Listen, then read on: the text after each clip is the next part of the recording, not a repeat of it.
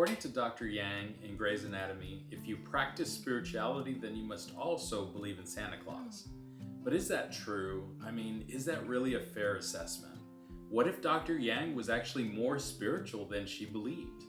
I guess it really depends on the answer to the question, what is spirituality? I'm Chaplain Berlanga. I'm a board certified chaplain, and in this video, I'm going to unpack the answer to this question, and I'm also going to talk about one of the most common misconceptions about professional chaplaincy. Don't forget to like and subscribe. Let's get into it.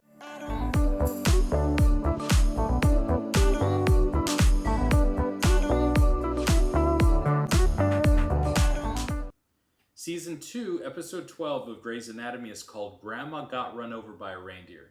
The title comes from a 1984 song by the same name, where in the song, Grandma has a little too much eggnog and she ventures out, and then she ends up dead by getting run over by Santa and his reindeer.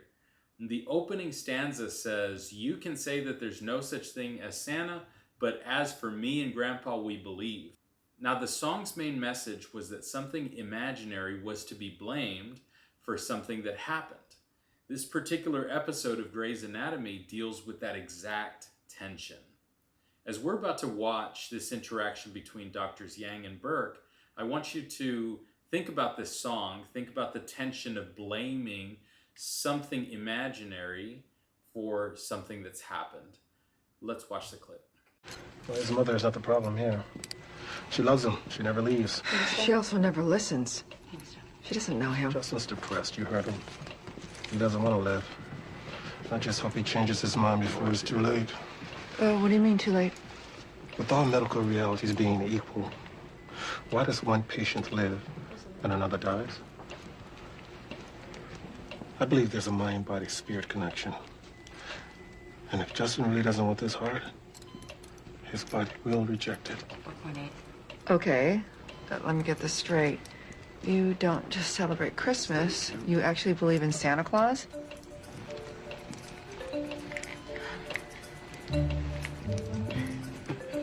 Dr. Yang, go and schedule a psychiatric consult for our patient. Oh, we're not done here. You are.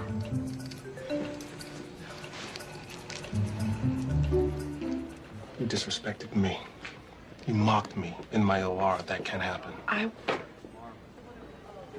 It won't happen again. You equated my spirituality with a belief in Santa Claus. Burke, science is the one thing, it's the one thing we have in common. I'm an intern, you're not. I'm a slob, and you're not. I say I want to keep our relationship private, and you go and tell the chief of surgery, and you ask me to move in with you, and now you're religious. Spiritual. There's a difference. Well, not to me. For Dr. Yang, spirituality was the same as believing in Santa Claus, believing in something that was not real, believing in something that was made up. Hence, Grandma got run over by Santa's reindeer. For Dr. Burke, though, spirituality was how he explained the unexplainable. Later on in the episode, Dr. Yang's patient begins to decline, and in a panic, she runs up to Dr. Burke and she says, "We need to do something." And in that moment, he responds by telling her, "There's nothing that can be done." And he points out to her that that feeling that she's experiencing in the moment is called powerlessness. He tells her that powerlessness is the reason why he holds so strongly to his spiritual beliefs. Otherwise, he says, the powerlessness would eat me alive.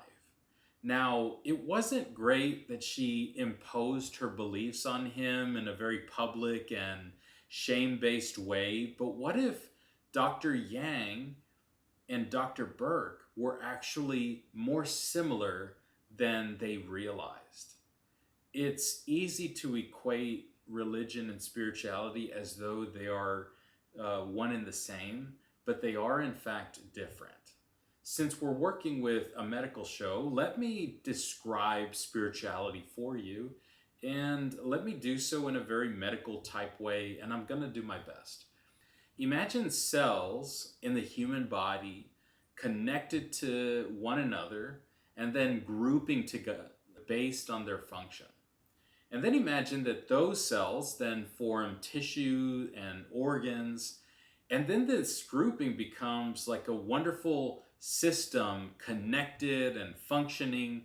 And then imagine those organs and tissues and systems form larger systems until eventually they make up a living, breathing, sentient human being like you and I. And that's where spirituality begins to take shape. We started first with the cell, and then a grouping of cells, and then tissue, and then organs. You see, layer upon layer, they begin to form something much larger. Well, then imagine a lone human being, as though we were like that one lone cell. And then like the cell, which connected to another cell that shared a similar function, imagine one lone human being connecting with another. And then those human beings coming together to form a group or a system like a family. And imagine that family system then connecting with larger systems and forming towns and cities and states and nations. From the smallest cell to the largest collection of humans, we are all indeed connected to one another. Cells are joined together by cell glue, whatever that is, and I attempted to pronounce it and I just can't. Well, that glue that connects and joins human beings together is spiritual. Because spirituality is about transcendent beliefs, transcendent ideas, transcendent values. And when I say transcendent, I mean these are things that move beyond just the individual and pertain to the whole. Spirituality is also about how those transcendent connections influence us. Let me give you an example. Some people really love dogs, and they love volunteering at a shelter, and they love walking dogs on the weekend because that gives them a profound richness to their life. While they're walking the dogs, they overflow inside with joy of giving this small gift to a pup who doesn't have a forever home yet. And that's a transcendent connection, because inside of that act is the belief that this pup has a life that is worthy of being shown love. That's a transcendent idea. Inside of this act is also a personal value that these pups should be treated in a humane way, and that person's purpose in life, in part, is to be a force for good for even the smallest of creatures. That's a transcendent value. And if we stay with this vignette, imagine if that person meets others who share that same wonderful passion for walking pups on a Saturday morning. That person has now connected with new and sacred spaces that have now given them a new and transcendent meaning and purpose to life. You see, we all have a beautifully transcendent nature to our existence. Now, here's where spiritual care providers like myself come in. Sometimes when our lives are shaken by tragedy or illness or loss, we can experience a type of spiritual pain or distress.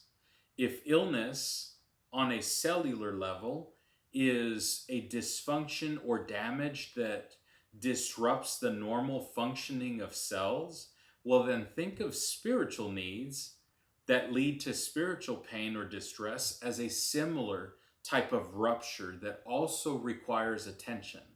Spiritual care seeks to provide healing to spiritual pain. That's ruptures and disruptions to our transcendent connections. And this can sometimes happen during a time of crisis or illness. As Dr. Burke said in the clip, we're not just a body. When we get sick or we go through crisis, we can experience pain in more places than just the body. we can experience hurt emotionally and even spiritually. Professional chaplains serve in places like hospitals where illness and treatment can trigger these spiritual questions and these spiritual needs. Part of honoring the totality of a human life is approaching care holistically. In the medical community, holistic care is sometimes referred to as the biopsychosocial spiritual model of care. Since all humans have a capacity for need and meaning and purpose and connection, spiritual care providers conduct assessments and interventions for all people. Chaplains listen for spiritual needs around personal values and moral injury and existential questions. They listen for needs around meaning and purpose in life, given an illness or a diagnosis. Chaplains also seek to provide help around legacy. As professional chaplains, we have an ethical and a moral duty to ensure that we affirm the dignity and the value of each individual, and that the care that we provide is intended to promote the best interest of the help seeker to foster strength, integrity, and healing. And what that means is that we never impose our own values, our own beliefs, even our own religious beliefs on those that we serve. At the end of the episode of Grey's Anatomy, Dr. Yang begs her young patient to fight for his life. And what's powerful is that what she puts forward to her patient isn't medicine, it isn't liquids, it isn't another medical procedure.